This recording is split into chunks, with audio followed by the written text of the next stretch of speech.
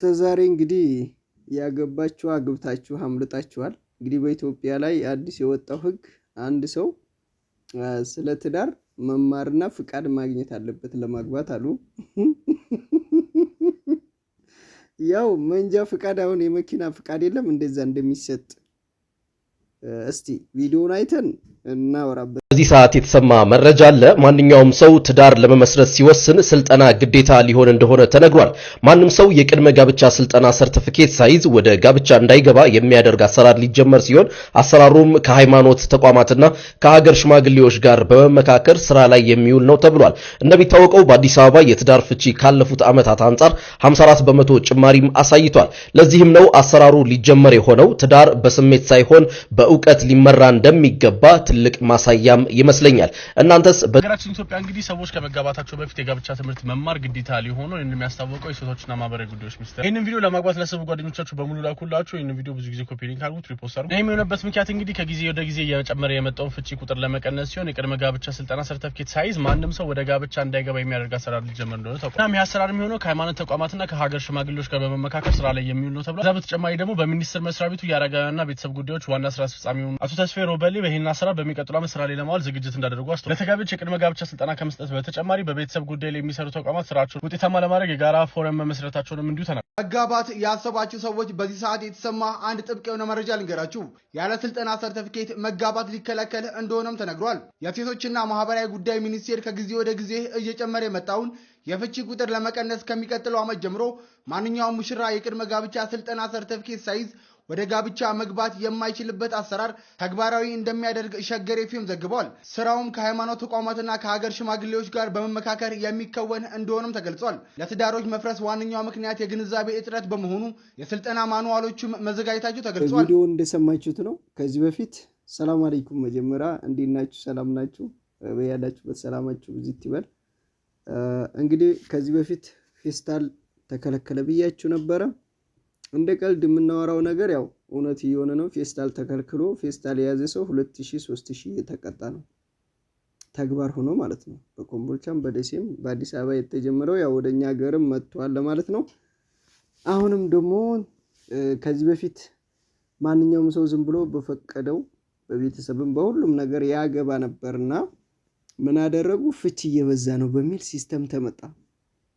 እንግዲህ ተመልክቱ። ይሄ ሁሉ ፍቺ ስለበዛ እኮ አስጨንቋቸው አይደለም። እንግዲህ እውነቱን እናውራው። ፍቺ ስለበዛ አስጨንቋቸው አይደለም። ይሄ ነገር እንደ ቀልድ አትዩት።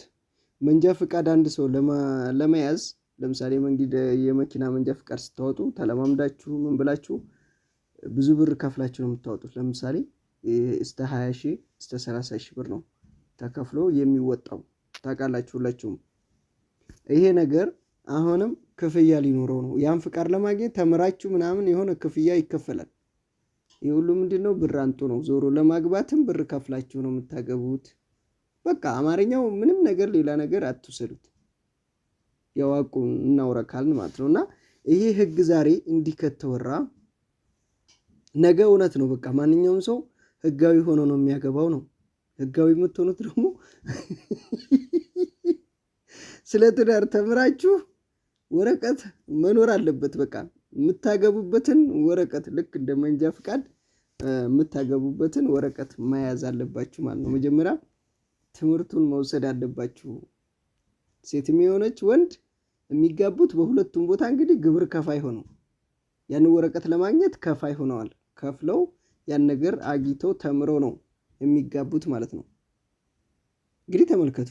ምክንያቱም አሁን ማንኛውም ቦታ ወርዳችሁ ማንኛውም ከተማ የሰው ልጅ የኒካ ወረቀት ሳይኖረው ሳይጋባ ወረቀት ሳይኖረው አልጋ መያዝ አይችሉም። የሆነ ቦታ ማደር አይችሉም። ለብቻችሁ ናችሁ ማደር ትችላላችሁ። ወንድና ሴት ግን አንድ አልጋ ላይ ለማደር ምን ሆናል? ወረቀት የሌለው ሰው አብሮ ማደር አይችልም። ይሄንን ተከትሎ አሁንም የሚጋባ ሰው ያው ልክ እንደ መንጃ ፍቃድ ማግቢያ ፍቃድ በሚለው ተቀይሮ መጥቷል። እና ይሄ ነገር ተግባር ይሆናል፣ አይቆይም። ይሄን በቃ ዜና ነው። ይሄ አዲስ የወጣ ህግ ነው። የምሬ ነው የምላችሁና ይሄ ነገር ያው ያገባችሁ አግብታችኋል፣ ወይ ደግሞ ውጭ ሀገርም ሆናችሁ በውክልናም በምንም ያገባችሁ አግብታችኋል። እዚህ ሀገር ስትመጡ ግን በቃ ይሄ ነው የሚቀጥለው ነገር ያለው ነገር ይሄ ነው። ወደዳችሁም ጠላችሁም ህጉ ይሄ ወጥቷል። ማወራው ቀልድ አይደለም። በሰው አስገድፌ በመረጃ አስገድፌ ነው እየነገርኳችሁ ያለሁት። ስለዚህ ማግቢያ የትዳር ፍቃድ ትሰነጥላላችሁ አሉ። የአልጋውን ስልጠና በእኔ ጣውላ ቤት ቢያደርጉ ታሪፍ ነው።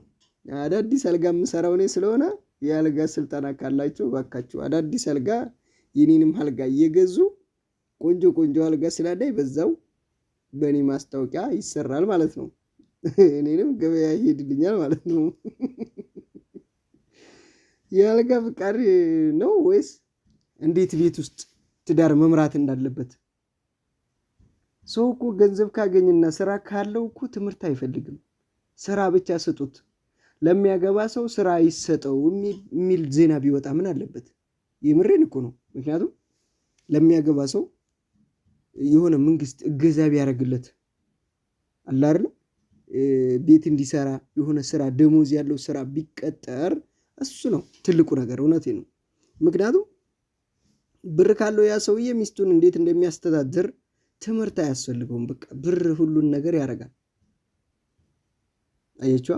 ስለዚህ አሁን እንኳን በሰነጠለ ሰዓት ፍቅር እንዴት እንደሚሰጥና እንዴት ሚስቱን መንከባከብ እንዳለበት መቼም ትምህርት ብሎ እዛ ስልጠና ብሎ አይሄድም። ያው ስልጠናውን በሉት ወረቀቱም የብር ስብሰባ ነው ዞሮ በቃ ልክ ለመኪና ሁሉም ነገር እንደሚከፈል አሁንም ደግሞ ያ ሁሉም በብር ነው እየሆነ ያለው። ስለዚህ እስከዛሬ በነፃ ያገባችሁ አግብታችኋል። ካሁን በኋላ የሴቲቷን ወርቅ ወይም ደግሞ የሚያስፈልጋት ሙሉ ልብስ ስትጨነቁ ነበረ። አሁን ደግሞ ለፍቃዱ መጨነቅ ግድ ነው። አስቀድማችሁ እሱ ነው ብሩን ቀለል ያርገው። እንግዲህ ለመጀመሪያ ጊዜ ሊቀል ይችላል። ያው ኑሮ እየጨመረ ሲመጣ ሊጨማምሩበት ከዛ ዲሃ ላይ ያገባ ሁላ ይችላል። እንደዚህ አይነት ነገር ከመጣ ዲሃ እንዴት አገባው? የፍቃድ ይከፍላል፣ የስልጠና ይከፍላል ወይስ ደግሞ የሷን የጆሮ ጌጥና የአንገት ጌጥ ቀለበት ቃል ኪዳን እያለ ማሰብ አለበት ያ ሰውዬ። ስለዚህ ከአሁን በኋላ ሰው ላይ ይገባል ማለት ነው።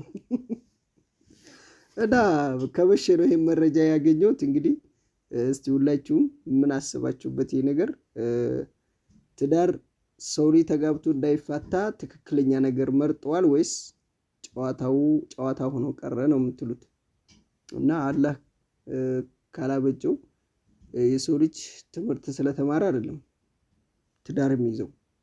ተምራችሁ ስለ ትዳር አያያዝ ሳይሆን የሰው ልጅ ውዴታ ካለና ክብር ካለ ነው አብሮ መኖር የሚችለው። ስለተማረ አይደለም። እና ጊዜያችን ወዴት መሄድ እንደያዘ አናውቅም። ያው ፌስታልም ተከልክለናል።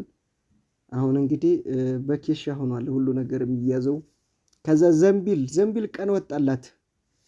ዕቃ ማንጠልጠያ ዘንቢል። እሺ በዘንቢል አስቤዛ ስትገዙ ለምሳሌ ቲማቲም፣ ሽንኩርት ስትገዙ ልታንጠለጥሉ ትችላላችሁ። እሺ ሰው ስጋ ሲገዛ፣ ትኩስ እንጀራ ስትገዙ፣ ትኩስ እንጀራውን ምን ላይ ልታረጉት ነው? እስቲ ምን ላይ እናረጋለን እንዴ? ካርቶን ላይ ይለጠፋል። እንጀራ የሚገዙ ሰዎች ዳቦ፣ ስጋም በፌስታል ካልሆነ ካርቶን ውስጥ አድርጋችሁት አስባችሁታል? እርጥብ ስለሆነ ካርቶኑን ይዞት ሽሽው ሊል ይችላል። እንግዲህ ስጋ ለመግዛት ጎማ ወይ ደግሞ ሰሃን ቤት ግጥም ያለው ሰሃን ከቤት ይዛችሁ መሄድ አለባችሁ። በቃ እርጥብ ነገሮችን ለመግዛት ፌስታል ሊቀር ነው በቃ። ሌላ ነገሮችን ደግሞ ጎማ ነገሮችን ከፕላስቲክ የወጡትን ነገር ለመግዛት ውድ ናቸው። ምክንያቱም እነዚህ ፌስታሎች በትናንሽ ብር ነው የሚሸጡት። እነዛ ለሁሉም ነገር አታክልት ስትገዙ፣ የተለያየ ነገሮችን ጥራጥሬ ስትገዙ በእነሱ ነው ስብስብ አድርጋችሁ ወደ ቤት መግባት የምችሉት። እነዚህ ከሌሉ ግን ከባድ ነው ለማለት ነው። አሁን ደግሞ በጋብቻ ነው የመጡት በትዳር እንግዲህ የእስልምና አስተዳደርና የሁሉም ሃይማኖት ተነጋግረው ይሄን ነገር ማድረግ አለብን ብለው ነው ያወሩት እየተባለ ነው።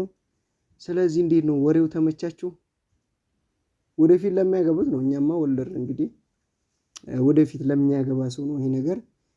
ያው ያ ሰውዬ ይሄን ትምህርት ሳይማር ወረቀት ሳይኖረው ከተጋባ ወይ ይታሰራል ወይ ይቀጣል ወይ ደግሞ ህገ ወጥ ነህ አንተ አላገባህም ሊባል ነው በገዛ ሚስቱ በቤቱ ላይ ጥሩ አድርጎ ከሚስቱ ጋር ሊወስዱት ነው ማለት ነው። እናንተማ ህገ ወጥ ጋብቻ ነው የፈጸማችሁት ተብለው ሊሯሯጡ ነው ማለት ነው።